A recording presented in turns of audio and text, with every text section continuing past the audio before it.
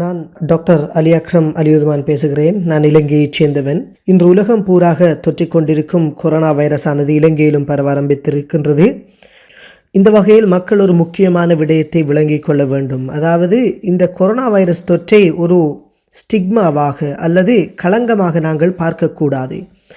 ஆம், இந்த நோய் சிலருக்கு பாரதூரமான விளைவை தரலாம். அதற்காக இந்த நோயை நாங்கள் ஒரு ஏற்படக்கூடாத நோயொன்று ஏற்பட்டு விட்டது போல பார்ப்பது கூடாது.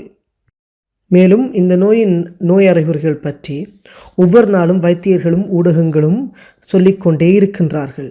எனவே உங்களுக்கு இவ்வாறு நோய் அறிகுறிகள் தென்பட்டால் நீங்கள் வீட்டிலேயே இருங்கள். உங்கள் வைத்தியருக்கு ஒரு கோல் எடுத்து விடயத்தை கூறுங்கள். வைத்தியரை நேரடியாக சந்திப்பதை பிற்போடுங்கள். தற்போது சில ஊர்களில் இந்த நோய் மக்கள் மத்தியில் பரவி வருகின்றது. இந்த வைரஸ் தொற்றி நோய் அறிகுறிகள் தென்படுவதற்கு 1 தொடக்கம் 14 நாட்கள் செல்லலாம். இதை நாங்கள் இன்குபேஷன் பீரியட் என்போம். இந்த பீரியடில் உங்களுக்கு எந்த நோய் அறிகுறிகள் இல்லாவிட்டாலும் நீங்கள் இந்த நோயை பரப்புவீர்கள்.